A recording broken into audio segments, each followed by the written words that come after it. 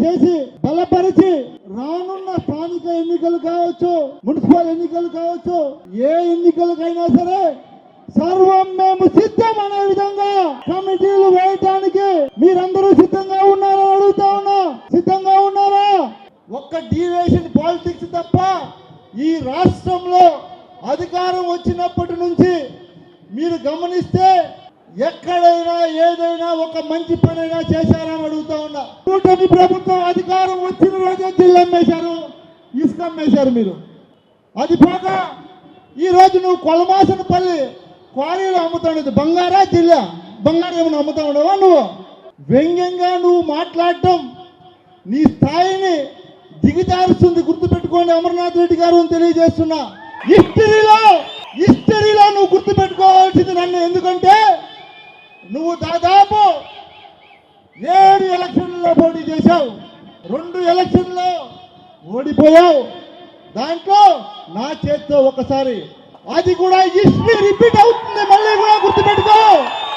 3 పార్టీలు జత కలిపి జనసేన, బీజేపీ, తెలుగుదేశం పార్టీ పాపం 3 పార్టీ వాళ్ళు జెండాలు మోస్తే నీ భుజం మీద 3 కండువాలు వేసుకొని తిరిగితే నీకొచ్చింది 20,000 మెజార్టీ.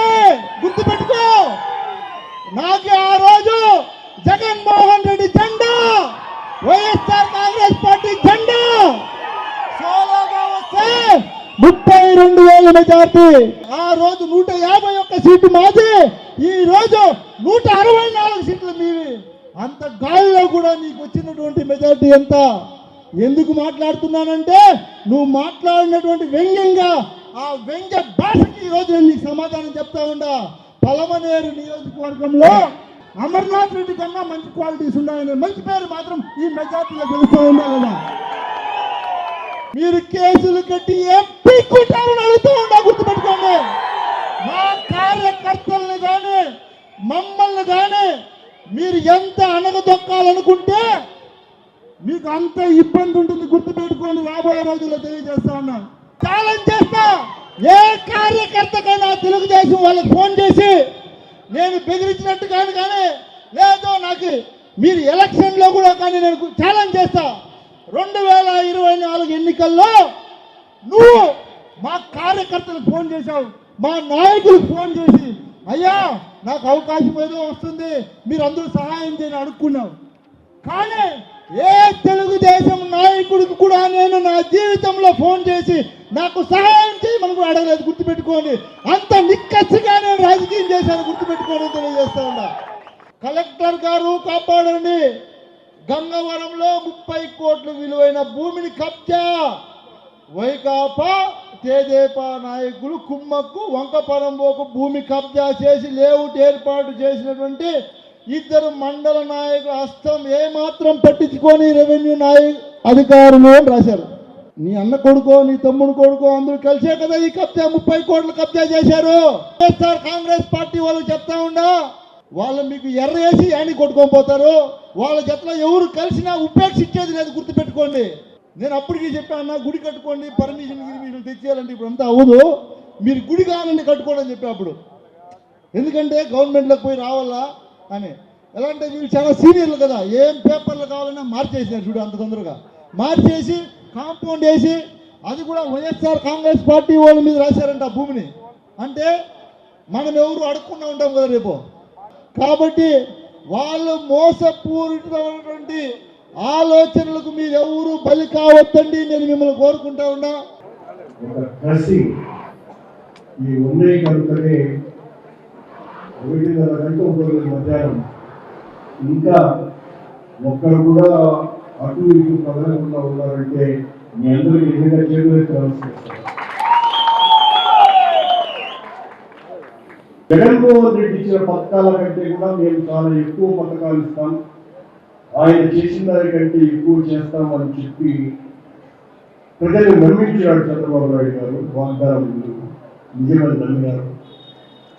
తను చేస్తున్నటువంటి దానికంటే 2.5 లక్షల కోట్లు ఎక్కువ సహాయం చేస్తానని చెప్తే ఓట్లు వేసినారు. 2 సంవత్సరాలు అయిపోతుంది, ఒక్క హామీని కూడా నెరవేర్చకుండా పోయారు.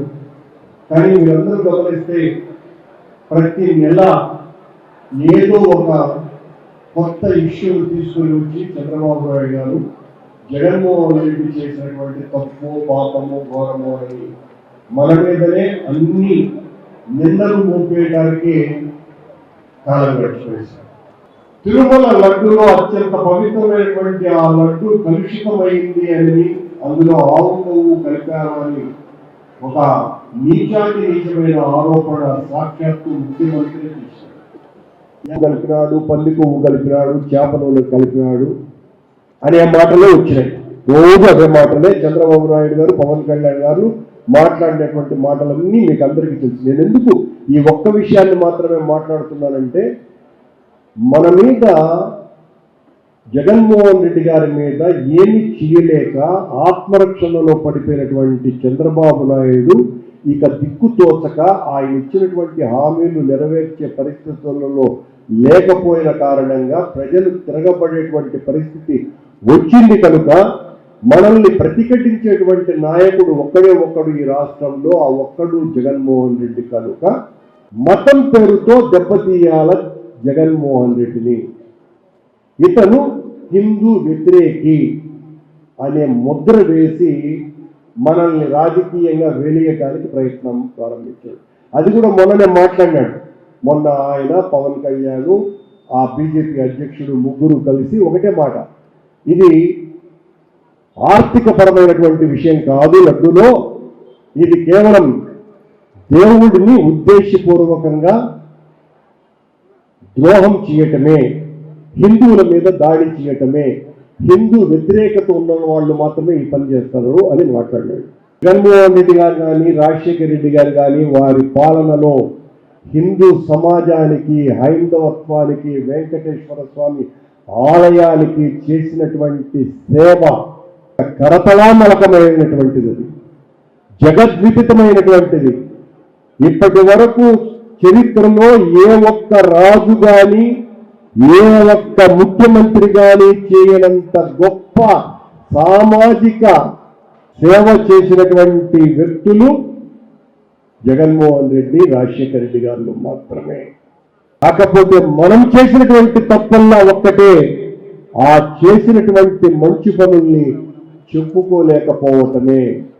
టీటీడీ ద్వారా వెంకటేశ్వర స్వామికి కాదు, మొత్తం హిందువులందరికీ కూడా మంచి చేయాలన్నటువంటి తపన అనేక సార్లు సందర్భాలలో ప్రస్తావించుకున్నాం.